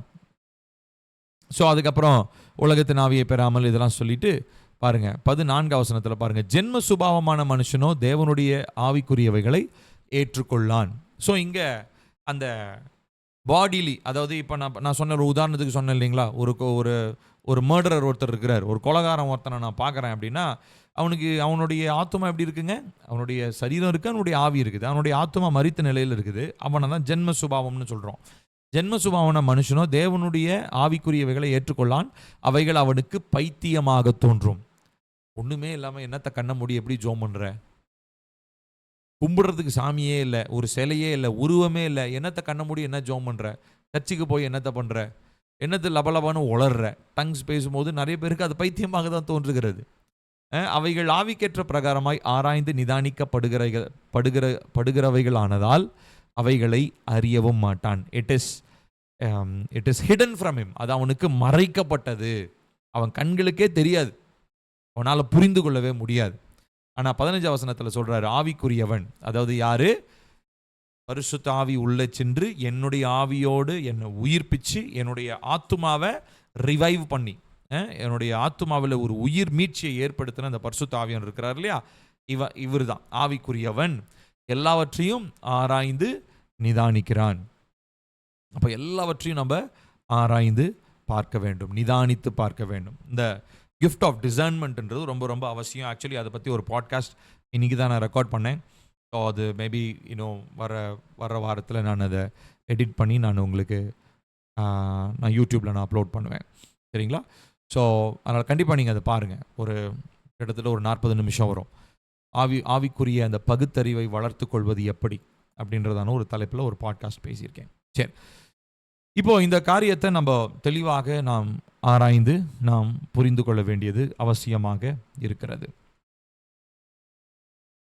சரிங்களா? அடுத்ததாக இன்னொரு வசனத்தையும் வாசிப்போம். ரோமர் 8வது அதிகாரம் 16வது வசனம். ரோமர் 8:16. நாம் தேவனுடைய பிள்ளைகளாய் இருக்கிறோம் என்று ஆவியானவர் தாமே நம்முடைய ஆவியுடனே கூட சாட்சி கொடுக்கிறார். அப்போ ஆவியானவர், நான் சொன்னேன் இல்லைங்களா, ரட்சிப்பின் நாளன்று எனக்குள் வந்து எனக்குள்ளாக இருந்து அவர் டெஸ்டிஃபை பண்ணுறாரு. என்ன டெஸ்டிஃபை பண்ணுறாரு? நான் தேவனுடைய பிள்ளை அப்படின்றத அவர் சாட்சி எடுக்கிறார். ஓகேங்களா? ஸோ அடுத்ததை நாம் பார்க்கிறது, மனிதன் ஒற்றுமையிலே எப்படிப்பட்டவனாக இருக்கிறான். இப்போ பாருங்க, நான் அதுதான் போட்டிருக்கேன். நான் உங்களுக்கு ஏற்கனவே சொன்னேன். மனிதன் இந்த இந்த இந்த ஆந்த்ரோபாலஜி ஆரம்பிக்கிற அந்த ஃபர்ஸ்ட் அந்த இதுலேயே நான் உங்களுக்கு சொன்னேன், அந்த செஷன்லேயே நான் சொன்னேன், மனிதன் ஒருத்தனுக்கு மாத்திரம்தான் அந்த ஆற்றல் இருக்கிறது. ஒரே நேரத்தில் மாம்ச மண்டலத்திலையும் செயல்பட முடியும், ஆவி மண்டலத்திலையும் செயல்பட முடியும் ஒரே நேரத்தில். அதுதான் நம்ம பார்க்கிறோம். So man is a unity. மனிதன் இந்த மாம்சத்தையும் ஆவியும் ஒரே நேரத்தில் இணைத்து வைத்திருக்கிற ஒரு இணைப்பாக கர்த்தர் மனுஷனை உருவாக்கி இருப்பதனாலே அவனை நம்ம எப்படி பார்க்குறோம்னா இஸ் அ ஸ்பிரிச்சுவல் லிங்க். மனிதன் ஒரு தொடர்பு, மனிதன் ஒரு தொடர்பாக இருக்கிறான். அதாவது ஆவி மண்டலத்திற்கும் பூமி மண்டலத்திற்கும் ஒரு தொடர்பாக இருக்கிறான். Man is a spiritual link. இதை பற்றி ஒரு விஷயம் சொல்லணும் அப்படின்னா, ஏற்கனவே போன வருஷத்துக்கு முந்தின வருஷத்தில் பலிபீடம் ஆல்டர்ஸ், இல்லை போன வருஷம் ஃபெப்ரவரியில் தான் நினைக்கிறேன், 2024 ஃபெப்ரில் அதை பற்றி நான் பேசினேன். ஆல்டர்ஸ் அதில் வந்து பார்த்தீங்கன்னா மொபைல் ஆல்டர்னு ஒன்று பேசினேன், நடமாடும் பலிபீடம். அதுக்கு ஒரு உதாரணமாக நம்ம பார்த்தத ஒரு மனுஷன் யார் அப்படின்னா எலியா. இந்த மனுஷனை கவனித்து பார்த்தீங்கன்னா, அந்த மனுஷன் அவர் இன்னார், அதாவது அவருடைய திஸ்பியனாகி எலியான் இருக்கும், அவ்வளோதான். அவங்க அம்மா அப்பா யார், குளம் கோத்திரம், அதை பற்றி மற்ற மனுஷங்க மாத்திரலாம் பெரிய இன்ட்ரடக்ஷன்லாம் கிடையாது. ஆனால் ஒன்று நமக்கு தெரியுது, அவர் தேவனால் நடத்தப்பட்டு தேவனுடைய வார்த்தைக்கு கீழ்ப்படிந்த ஒரு தீர்க்கதரிசி. ஆனால் இப்போ இவருடைய அல்டிமேட்டாக இவர் எதற்காக அழைக்கப்பட்டார்? அங்கே ஆகாபு, ஏசபேல் அவங்க நிமித்தமாக அங்கே நடத்தப்படுகிறதான மந்திர சூனிய காரியங்கள், அவங்க நிமித்தமாக நடத்தப்படுகிற விக்கிரக வல்லமைகள், அந்த பாகாலின் கோட்டை தகர்க்கப்படணும். இன்ஃபேக்ட் வந்து பார்த்தீங்கன்னா ஏசபேலை அழிக்கணுன்ற ஒரு டாஸ்க்கும் எலியாவுக்கு இருந்துச்சு. ஆனால் எலியா கொஞ்சம் பயந்துட்டார்.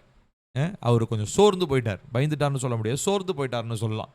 ஆனால் அந்த வேலையை அடுத்து அவர் எலிசா செய்யணும். எலிசாவும் என்ன பண்ணுறாரு, கொஞ்சம் பேக் அடிக்கிறாரு. அதை கடைசியாக செய்து முடிக்கிறவர் யார்? எகு என்கிற ஒரு மனுஷனை கர்த்தர் அபிஷேகிச்சு, அந்த எகுன்றவர் தான் ஏசபேலை போட்டு தள்ளுறாரு. சரி, அது போகட்டும். இப்போ நீங்கள் கவனிச்சிங்கன்னா இந்த எலியா இருக்கார் இல்லைங்களா, இது எலியா வந்து கவனிச்சிங்கன்னா he is a spiritual link between Israel and the kingdom of heaven. இஸ்ரவேலுக்கும் பரலோக ராஜ்யத்துக்கும் ஒரு தொடர்பு அப்படின்னா ஒரு மனுஷன். எந்த மனுஷன்? எலியான்ற மனுஷன். எதனால இவர் அப்படி ஒரு ஸ்பிரிச்சுவல் லிங்காக ஒரு தொடர்பாக இருக்கிறாரு? ஏன்னா ஒரு விஷயம், பரிசுத்த ஆவியானவர் நிரந்தரமாக அந்த நாட்களில் இல்லை. அப்போ பரிசுத்த ஆவியானவர் எப்படி செயல்பட்டார்? இந்த மாதிரி கர்த்தருடைய வார்த்தைக்கு கீழ்ப்படுகிறவங்க, அதாவது என்னென்னலாம் செய்ய சொல்கிறாரோ அதெல்லாம் செஞ்சுக்கிட்டு அவருடைய சமூகத்திலேயே கெதின்னு கிடக்கிறவங்க, அந்த பொழப்புலையே இருக்கிறவங்கள மாத்திரம்தான் கர்த்தர் என்ன பண்ணுறாரு? ஆவியினாலே நிரப்பி ஒரு சில அசாதாரணமான காரியங்களை செய்ய வச்சார். இப்போ இந்த ஸ்பிரிச்சுவல் லிங்க், இப்போ இப்படிப்பட்ட மனுஷனை ஆண்டவர் கொஞ்சம் கொஞ்சமாக உருவாக்கி எங்கே கொண்டு போகிறாரு? அங்கே அந்த கர்மேல் பர்வதத்தை பற்றி பார்க்குறோம், அந்த சம்பவம் தெரியும். அங்கே போன உடனே அங்கே பாகாலுடைய தீர்க்கதரிசிகளுக்கும் எலியாவுக்கும் ஒரு பெரிய சவால் ஒன்று நடக்கிறது. அங்கே இவங்க நாளெல்லாம் கத்துறாங்க, ஒன்றும் நடக்கலை, கீறுறாங்க, ரத்தம் வருது, ஒன்றும் நடக்கலை. ஆனால் இவர் போகிறாரு, ஒரே ஜபம் பண்ணுறாரு, பரலோகத்திலிருந்து அக்கினி வந்தது. காரணம் என்ன? அவர் ஒரு பலிபீடமாக தன்னுடைய சரீரத்தையே பலிபீடமாக கர்த்தருக்கு அர்ப்பணித்து வாழ்ந்த ஒரு வாழ்க்கை, சாக்ரிஃபிஷியல் லைஃப், ஒபீடியன்ட் லைஃப். இதெல்லாம் ஒரு பக்கம் இருந்தாலும் நீங்கள் ஒரு விஷயத்தை மறந்துடக்கூடாது. இந்த மாதிரி பழைய ஏற்பாட்டில் எலியா மாதிரி அநேக மனிதர்கள் ஸ்பிரிச்சுவல் லிங்க், இஸ்ரவேலுக்கும் பரலோகத்திற்குமான ஒரு தொடர்பு பாலமாக இருந்த மனிதர்களை நாம் பார்க்கிறோம். இப்போ ஆபிரகாம் அப்படிப்பட்ட ஒரு மனிதன், ஈசாக் அப்படிப்பட்ட ஒரு மனிதன். ஆனால் அவங்க டைமில் அது ஒரு சின்ன ஃபேமிலியாக தான் இருந்தது, அது ஒரு பெரிய நேஷனாக மாறல. அதுக்கப்புறம் நம்ம எங்கே பார்க்குறோம்? மோசேவிலேருந்து பார்க்குறோம். மோசே வாஸ் அ ஸ்பிரிச்சுவல் லிங்க். அதுக்கப்புறம் யார்? யோசுவா. அப்புறம் தலைவர்கள், அப்புறம் நியாயாதிபதிகள், அப்புறம் ராஜாக்கள், அதுக்கப்புறம் தீர்க்கதரிசிகள், அப்புறம் கடைசியாக யார் வந்தா? ஸ்பிரிச்சுவல் லிங்குடைய ஃபைனல் ரெவலேஷனாக ஜீசஸ் வந்தார், இயேசு வந்தார். அவர் என்ன பண்ணுறாரு? பரலோகத்திற்கும் பூமிக்குமான தொடர்பாக. இப்போ அந்த வசனத்தை நம்ம வாசிக்கிறோம் இல்லைங்களா? நீங்கள் அந்த வசனத்தை வாசித்து பார்த்தீங்கன்னா தெரியும். அவர் வந்து ஆண்டவராகி இயேசு கிறிஸ்து பார்த்தீங்கன்னா யோவானில் ஒரு இடத்துல ஒரு அழகான ஒரு வசன பகுதியை அவர் சொல்வார். அந்த வசன பகுதியை வாசிக்கும் போதெல்லாம் எனக்கு ரொம்ப ரொம்ப ஆச்சரியமாக இருக்கும் அந்த வசன பகுதி. பாருங்க,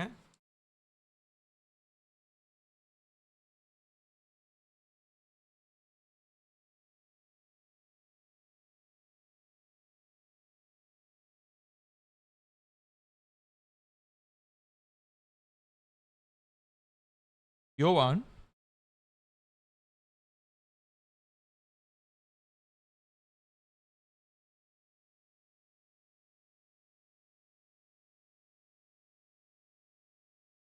3வது அதிகாரத்துல நம்ம பார்க்கிறோம்.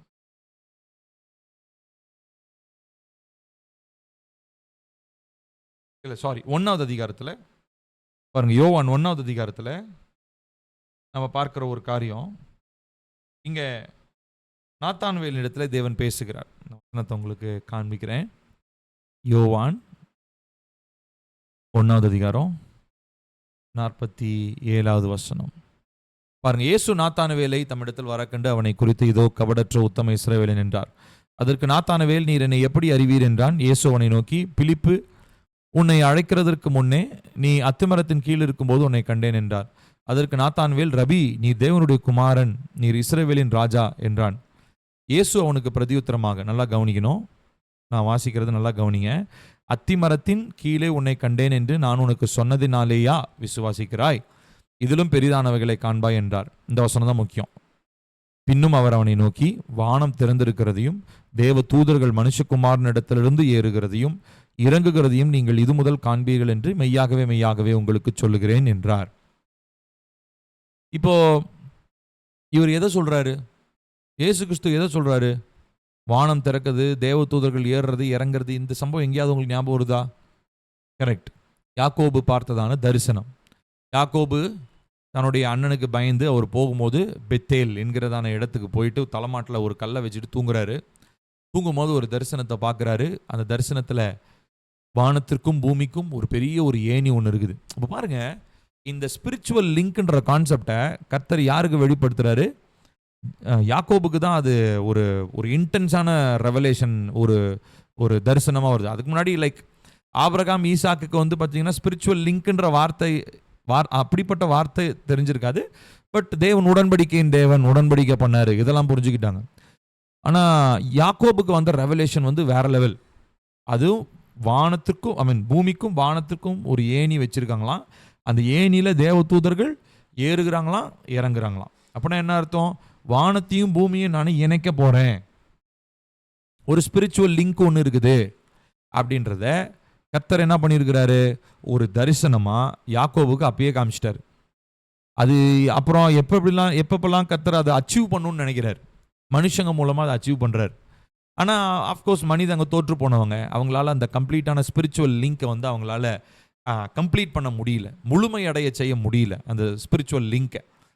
ஸோ அப்போ என்ன நடக்குது? ராஜாக்கள், தீர்க்கதரிசிகள், ஆசாரியர்கள், அதுக்கப்புறம் முற்பிதாக்கள், இவங்க எல்லா விதங்களிலும் ஸ்பிரிச்சுவல் லிங்கை ஹெவன்லி கிங்டம்லேருந்து இங்கே ஏர்த்லி கிங்டம்க்கு லான்ச் பண்ணுறதுக்கு கர்த்தர் முயற்சி பண்ணிக்கிட்டே இருந்தார்.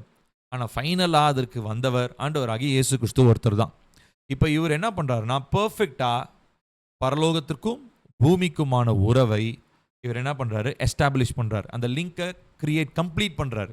அந்த சர்க்கியூட் கம்ப்ளீட் ஆகிற மாதிரி கம்ப்ளீட் பண்ணிட்டார். இப்போ கம்ப்ளீட் பண்ணதுக்கப்புறம் இப்போ இந்த போதனைகள் அப்போஸ்தலர்களிடத்தில் சொல்லி அவங்களுக்கு அந்த ஆவியை கொடுக்குறார்.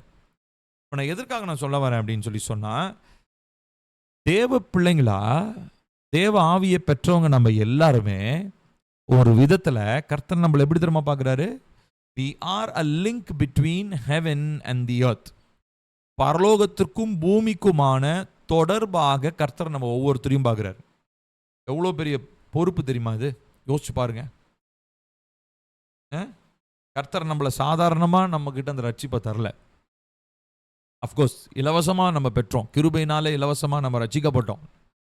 நம்ம இதுக்கு எந்த விலைக்கரையும் செலுத்தலை.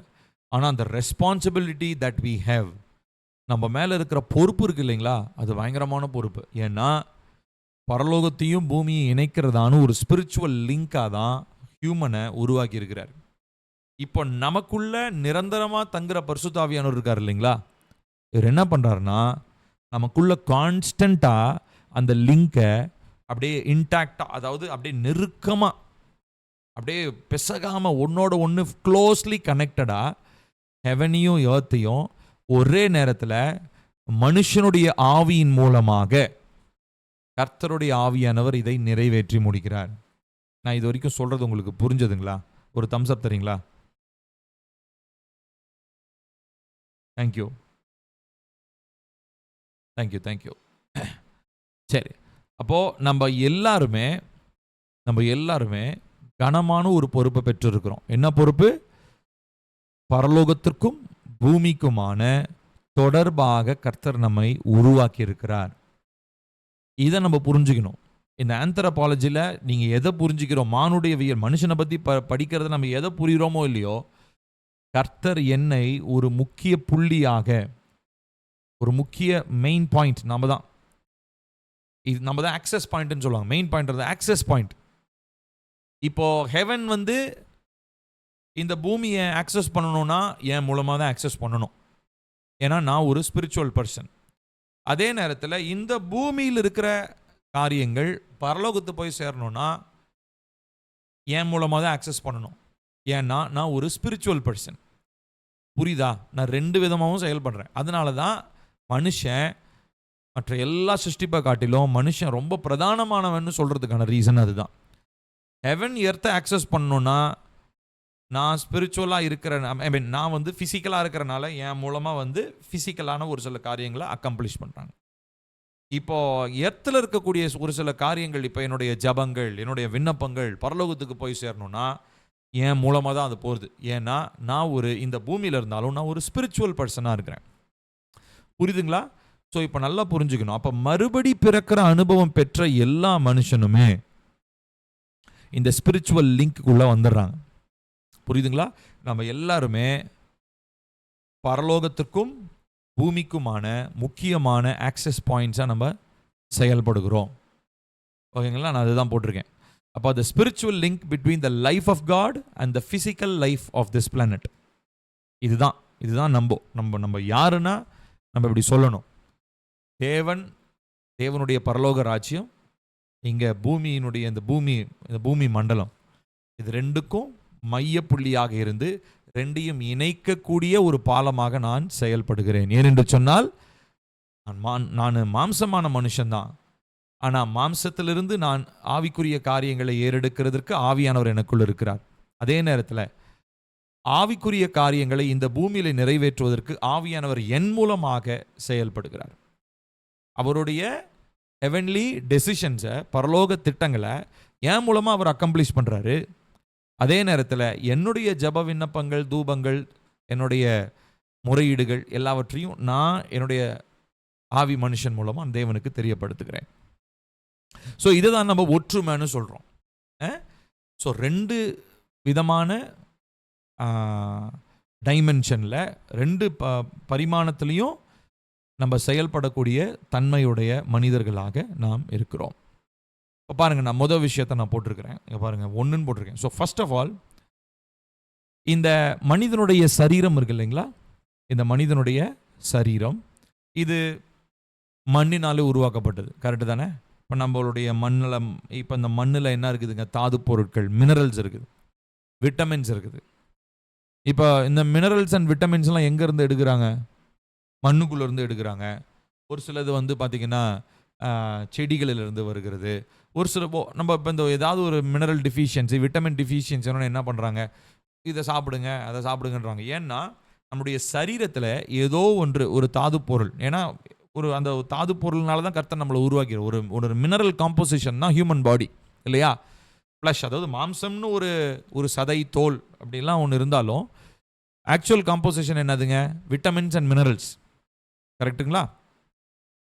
ஸோ இந்த விட்டமின்ஸ் அண்ட் மினரல்ஸ் தான் வந்து மெட்டீரியல் யூனிவர்ஸ்ன்னு சொல்கிறோம். அதாவது இது நம்ம கண்ணினாலே பார்க்கக்கூடியவைகளினாலே உருவாக்கப்பட்டவைகள். ஸோ இப்படி உருவாக்கப்பட்டதுனால கண்டிப்பாக இந்த பாடிக்கு என்னென்ன தேவை? சாப்பிடணும். கண்டிப்பாக சாப்பிட்டே ஆகணும். யோவான் ஸ்நானகனே கூட அவர் இந்த பக்கம் வந்து ஊரில் சாப்பிட்லனாலும் அட்லீஸ்ட் அவர் என்னத்தை சாப்பிட்டாரு? தேனையும் காட்டு தேனையும் வெட்டுகளையும் சாப்பிட்டாருன்னு இருக்குது. ஸோ ஹியூமனாக இந்த ஹியூமன் ஃப்ளஷில் இருக்கிற வரைக்கும் சாப்பாடு கண்டிப்பாக அவசியம். அதுக்காக சாப்பாட்டே ஒருத்து வெறுத்துருவேன் அப்படின்னு சொல்லுவோம். ஏசப்பாவே இந்த பூமியில் இருக்கும்போது சாப்பிட்டாரு. ஸோ பாடியே இருக்கிற வரைக்கும் நம்ம சாப்பிட்டு தான் ஆகணும். ஆனால் அதே நேரத்தில் நம்மளுடைய ஸ்பிரிட்டுக்கு டிஸ்ட்ராக்ட் ஆகிற மாதிரி உணவு காரியங்களை நம்ம எப்பயுமே, நான் ஏற்கனவே அதை எப்பயுமே அடிக்கடி சொல்லுவேன். நம்மளுடைய ஆவி வாழ்க்கை, ஆவிக்குரிய மனுஷனுடைய வாழ்க்கையை அவித்து போடுற மாதிரி உணவு காரியங்களை நம்ம என்ன பண்ணக்கூடாது. அது அடிக்டிவ் ஃபுட்டுன்னு சொல்கிறோம் பார்த்தீங்களா, அதற்கு நம்ம ஒரு நாளும் அடிமைகள் ஆகக்கூடாது. உதாரணத்திற்கு இப்போ இந்த ஸ்வீட் ஐட்டம்ஸு, அப்புறம் ஃப்ரைட் ஐட்டம்ஸு, இதெல்லாம் இருக்குது இல்லைங்களா, அதெல்லாம் வந்து அதெல்லாம் உண்மையாலுமே வந்து ஆவிக்குரிய வாழ்க்கைக்கு ஒரு டிஸ்ட்ராக்ஷன். அதெல்லாம் நம்முடைய சரீரத்திற்கு அது ஆரோக்கியத்தை கெடுக்குதுன்றது ரெண்டாவது பட்சம். ஆனால் மொதல் விஷயம் அந்த கிரேவிங்னு சொல்கிறோம் பார்த்தீங்களா, ஐயோ சுகரா எனக்கு ரொம்ப இனிப்பு ரொம்ப பிடிக்குங்க, ஃப்ரைடு பொரிச்சது எனக்கு ரொம்ப பிடிக்குங்க, அப்புறம் பிரியாணியா அந்த டேஸ்ட் எனக்கு ரொம்ப ஏதோ ஒன்று. ஸோ இப்படி நம்ம சாப்பாட்டு காரியங்களில் வந்து சாப்பிட்லாம், அதாவது நம்ம சுவைக்காகவும் சாப்பிட்றது நல்லது தான். ஆனால் நம்மளுடைய அந்த சுவைன்றது ஒரு அடிமைத்தனத்துக்குள்ளே நம்ம எப்பயுமே ஒரு நாளும் போயிடக்கூடாது. அதுவே நமக்கு நம்முடைய ஆவிக்குரிய வாழ்க்கைக்கு அது ஒரு பெரிய ஆபத்து. நான் எப்பயுமே அதை சொல்லுவேன், நான் ஸ்டேட்டஸ்லாம் நிறைய வைப்பேன், நிறைய பேர் கவனிச்சிருந்துருந்தீங்கன்னா தெரியும். Food is always a distraction in the spirit. ஆவி மண்டலத்தில் உணவு என்பது ஒரு டிஸ்ட்ராக்ஷன். இது நிறைய பேர் ஒத்துக்க மாட்டாங்க. நீங்கள் இன்டென்ஸாக இதை யோசிச்சு பாருங்கள். அதுக்காக நான் சாப்பிடாமல் பட்னியாக இருக்கணுன்றதுக்காக நான் சொல்லலை. நம்ம ஆரோக்கியமாக இருக்கிறதுக்கு சாப்பிடணும். அடுத்ததாக நம்முடைய சரீரத்தின் செயல்பாடுகள், அதுக்காக சாப்பிடணும். இதுக்காக தான் சாப்பிடணும். சுவைக்காக சாப்பிடலாம், ஓகே தான். ஆனால் சுவைக்காக மாத்திரமே, எனக்கு பிடிச்சிருக்குன்றதுக்காக மாத்திரமே, எனக்கு நிறையா கிடைக்குதுன்றதுக்காகவே நான் சாப்பிட முடியாது இல்லைங்களா. அது எல்லாமே டிஸ்ட்ராக்ஷன் அப்படின்னு ஸோ டு ஈட். அடுத்ததா தூக்கம். கண்டிப்பாக இந்த பூமியில் இருக்கிற வரைக்கும் நம்ம தூங்கி தான் ஆகணும். கண்டிப்பாக தூக்கம் அவசியம். நிறைய நேரங்களில் வந்து பார்த்திங்கன்னா தூங்காமல் பயங்கரமாக ஜோம் பண்ணி மயக்கம் போட்டு விழுந்தவங்களாம் இருக்காங்க. ஜபம் தானங்க பண்ணேன், அப்புறம் ஏங்க ஹியூமன் பாடிக்கு ஒரு சில லிமிட்டேஷன்ஸ் இருக்குது. ஸோ கண்டிப்பாக ஒரு சில மணி நேரங்கள் தூக்கம் நமக்கு அவசியம். Sleep is a must. Doctors சொல்கிற மாதிரி நம்ம 7 மணி நேரம் 8 மணி நேரம் தூங்கணும்னு சொல்ல, ஆனால் குறைஞ்சது நம்முடைய சரீரத்திற்கு தேவையான அளவுக்கான தூக்கம் நமக்கு கண்டிப்பாக தேவை. அடுத்தது மூணாவதா சுவாசித்தல், டு பிரீத். ஸோ அடுத்ததா மற்ற எல்லா காரியம், அதாவது உலகத்தில் இருக்கிறதான காரியங்களை சார்ந்து வாழுதல். இதுதான் மனிதனுடைய சரீரத்தினுடைய அமைப்பு, சரிங்களா.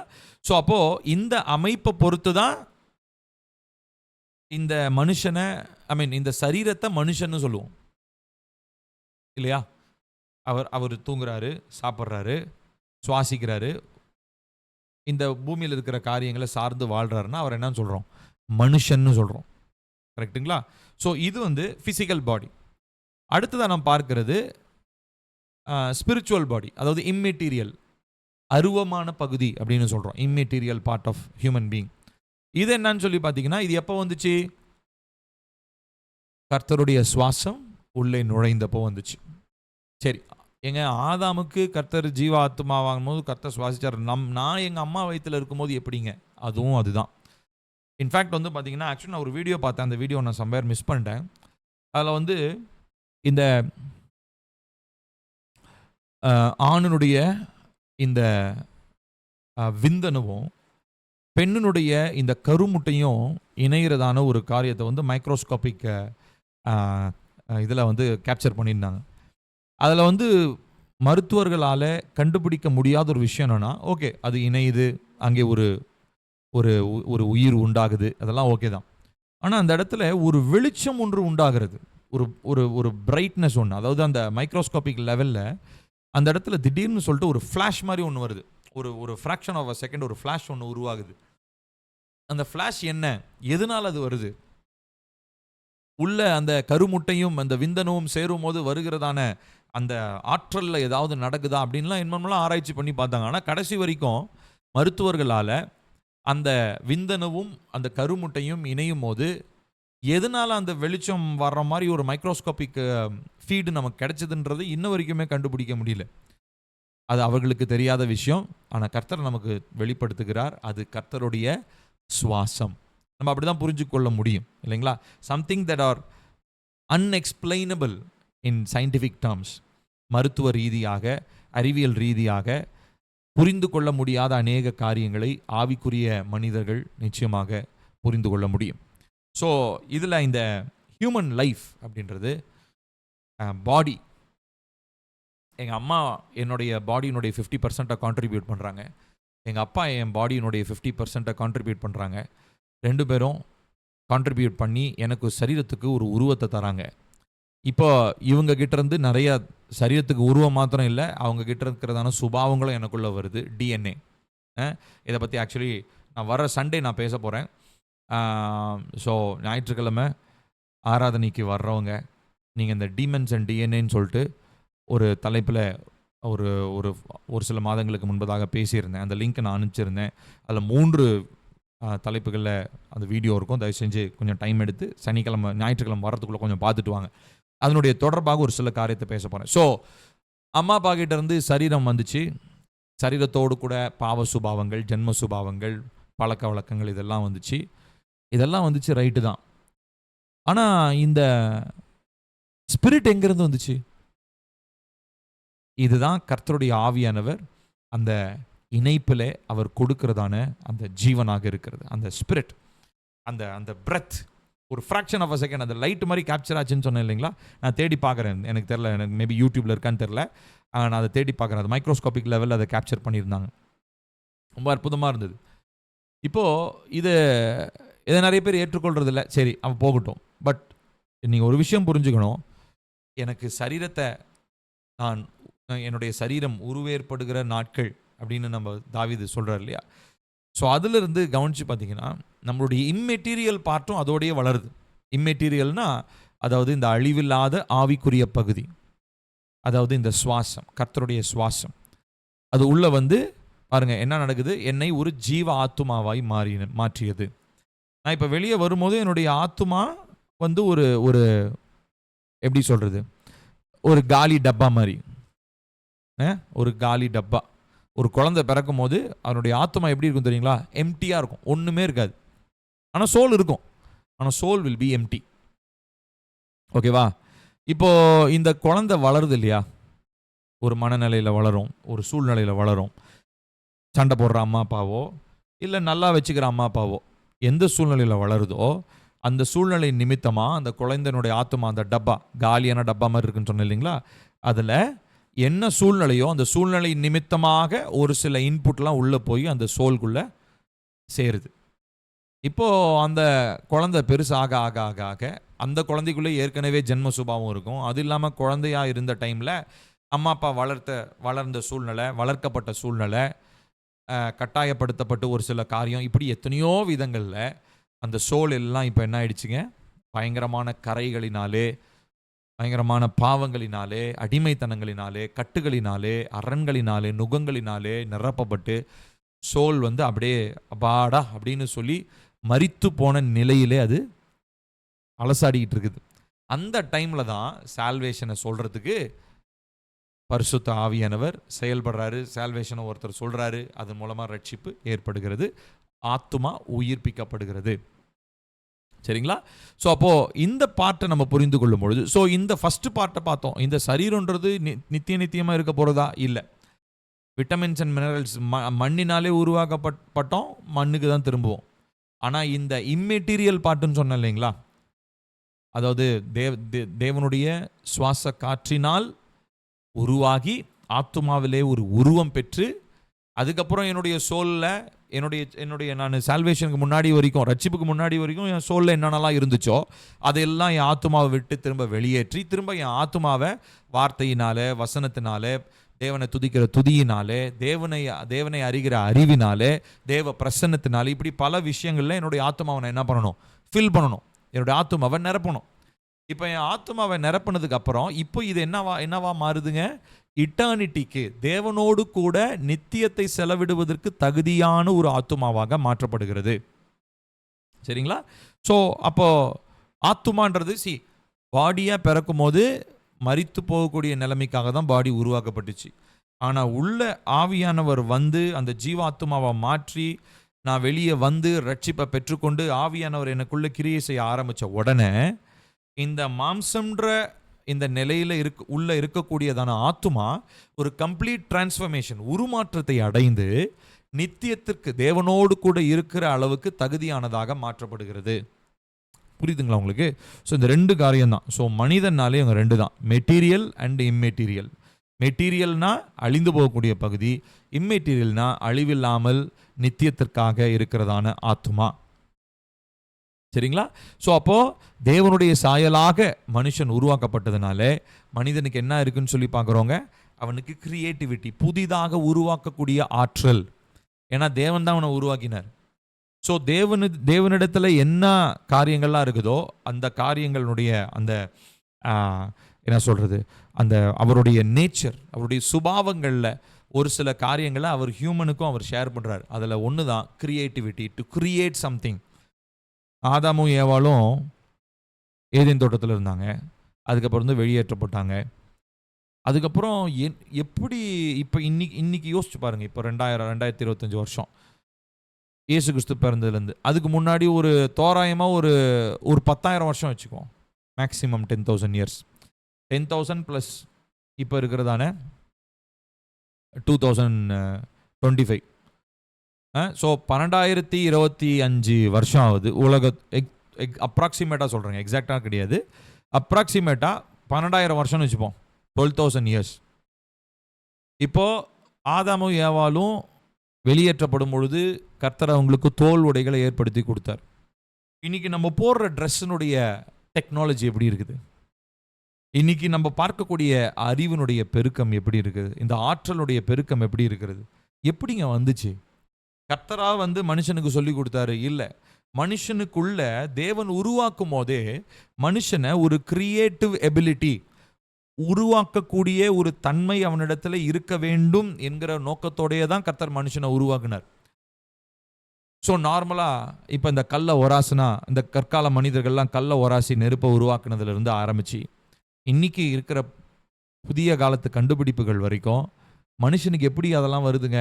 மனுஷன் வந்து அப்படியே அறிவில் வளர்ந்துக்கிட்டே போகிறான். இல்லை, உருவாக்கப்படும் போதே தேவன் எப்படி ஒரு சகலவற்றையும் புதிதாக்குகிற அந்த கிரியேட்டிவ் காடாக இருக்கிறாரோ, அதே போல் அவருடைய சாயலாக உருவாக்கப்பட்ட மனுஷனும் கிரியேட்டிவ் எபிலிட்டி, புதிதாக உருவாக்கக்கூடிய அந்த சுபாவம் உள்ளவனாக தான் மனிதனை உருவாக்கினார். புரியுதுங்களா? ஸோ அந்த கிரியேட்டிவிட்டியை ஸ்பாயில் பண்ணுறது, அதை கெடுக்கிறது தான் இந்த பாவ சுபாவம். மற்றபடி கிரியேட்டிவிட்டி எல்லா மனுஷனுக்குள்ளேயும் இருக்கும். ஸோ மனுஷனை அப்போ அந்த இப்போ இன்னைக்கு இந்த சயின்டிஸ்ட்டு, பெரிய பெரிய கண்டுபிடிப்பாளர்கள், இவங்கெல்லாம் இன்னைக்கு என்னென்ன காரியங்கள்லாம் கண்டுபிடிக்கிறாங்க இல்லைங்களா?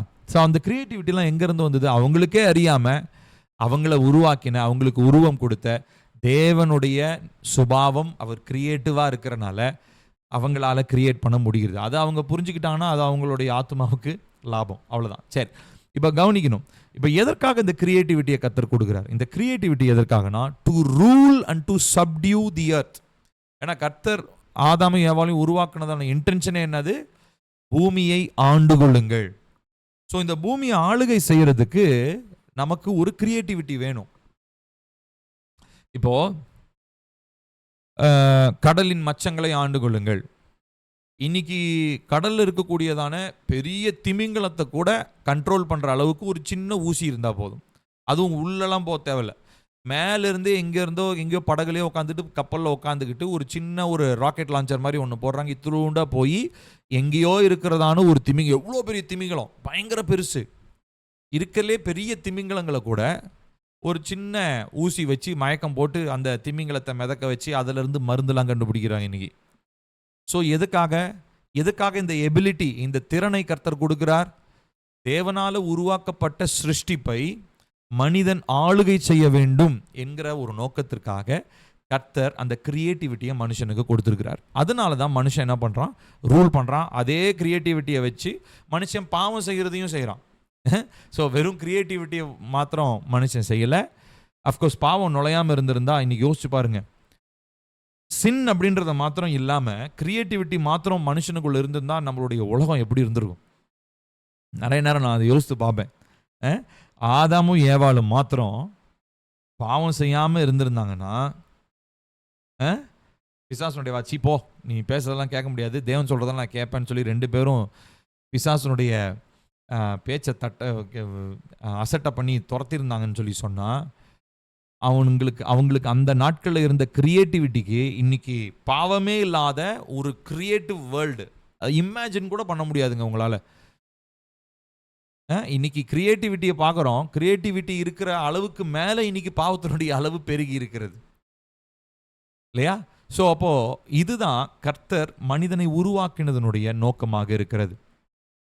அப்போது இந்த மெட்டீரியல் பார்ட் ஆஃப் த பாடி, அழிவுக்குரிய இந்த பகுதி இருக்கு இல்லையா, அந்த சரீரம் எந்த பகுதியினால் நடத்தப்படுகிறது? இம்மெட்டீரியல் பார்ட் ஆஃப் த பாடி, ஆவின்ற ஒரு நிலையினாலே இந்த சரீரம் நடத்தப்படுகிறது. புரியுதுங்களா உங்களுக்கு? ஸோ அதனால தான் உங்களுக்கு நான் சொல்கிறேன், எந்த ஒரு மனுஷனுக்குள்ளேயும் ஆவி இருக்குது. ஆனால் அந்த ஆவி பரிசுத்த ஆவியானவராக இருக்கிறாரா இல்லை அசுத்த ஆவியாக இருக்குதான்றது தான் கேள்வி. ஒரு சில நேரம் பரிசுத்த ஆவியானவரை பெற்றுக்கொண்டேன்னு சொல்லி சொன்னாலும் ஒரு சில பகுதிகளை அப்ரஷன்னு சொல்கிறோம். பொசஷன் இல்லை, அப்ரஷன்னா பிடிச்சு வச்சிருக்கிறான் பிசாசு. அதாவது அசுத்த ஆவிகள் பிடிச்சு வச்சிருக்குது. இதை நம்ம ரியலைஸ் பண்ணணும். இதை தான் நம்ம டெலிவரன்ஸ்ன்னு சொல்கிறோம். நான் சொல்கிறது உங்களுக்கு புரியுதுங்களா? ஸோ அப்போ மெட்டீரியல் பார்ட், இம்மெட்டீரியல் பார்ட், அதாவது அழிந்து போகக்கூடிய பகுதி, அழிவில்லாத பகுதி. அழிந்து போகக்கூடிய பகுதியை அழிவில்லாத பகுதியாகிய ஆவி இந்த சரீரத்தை என்ன பண்ணுதுங்க? ரூல் பண்ணணும் அப்படின்னு நினைக்குது. ஆவியானவருக்கு நம்ம விட்டு கொடுக்கும் பொழுது ஆவியானவர் நம்முடைய சரீரத்தையும் அவர் என்ன பண்ணுறாருங்க? ஆளுகை செய்கிறவராக இருக்கிறார். ஸோ இவ்விதமாக இது ஹார்மனி, அதாவது ஒன்னோடு ஒன்று இணைஞ்சு இந்த சரீரமும் ஆவியும் இணைந்து செயல்பட்டு ஆத்துமா தேவனை நோக்கி பார்த்து, அதாவது ஆவியானவரால் நடத்தப்பட்டு அது சரியான அந்த ஒற்றுமையில் இருக்கும் பொழுது அது கர்த்தருடைய நாமத்திற்கு மகிமையை ஏற்படுத்துகிறது. சரிங்களா? இன்னும் பெரிய பகுதி இது. ஆக்சுவலி ஆந்த்ரோபாலஜின்றது ஒரு பெரிய பகுதி. பட் இதில் ஒரு ஒரு ஒரு 50% தான் முடிச்சிருக்கோம், ஒரு 40% தான் முடிச்சிருக்கோம். இன்னும் ஒரு பெரிய டாபிக் இருக்குது. நம்ம அதை தொடர்ந்து அடுத்த செஷனில் அதை நம்ம பார்க்கலாம். இது வரைக்கும் நான் சொன்னது உங்களுக்கு புரியுதுங்களா? ஒரு தம்ஸ் அப் தரீங்களா? Okay, thank you. சரி, நம்ம ஜெபிக்கலாம்.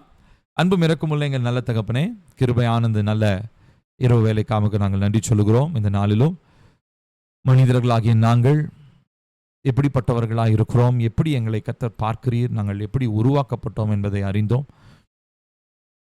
எங்களுடைய அழிவுக்குரிய பகுதியாகிய இந்த சரீரம் ஒரு புறம் இருந்தாலும் அழிவில்லாத உம்முடைய ஆவியை கர்த்தர் எங்களுக்கு தந்து எங்களை வழிநடத்தி வருகிறீர். அதற்காக ஸ்தோத்திரம். இந்த நாளிலே ஆவியானுடைய சத்தத்துக்கு கீழ்ப்படிந்து எங்களுடைய ஆத்துமாவிலே தேவையான தேவனுக்கு பிரியமான காரியங்களினால் எங்களுடைய ஆத்துமாவை நிரப்பி பிரயோஜனம் உள்ளவர்களாய் நாங்கள் வாழ, ரொம்ப முக்கியமாக இந்த நாளில் நாங்கள் கற்றுக்கொண்ட காரியத்தின்படி எங்களை பூமிக்கும் பரலோகத்திற்குமான ஒரு தொடர்பாய் நீர் வைத்திருப்பதனாலே அந்த கனமான பொறுப்பை உணர்ந்தவர்களாய் தேவனுடைய பாதையில் நடக்க ஆவியானவரால் நடத்தப்பட முழுவதுமாய் ஒப்புக் கொடுக்கிறோம்.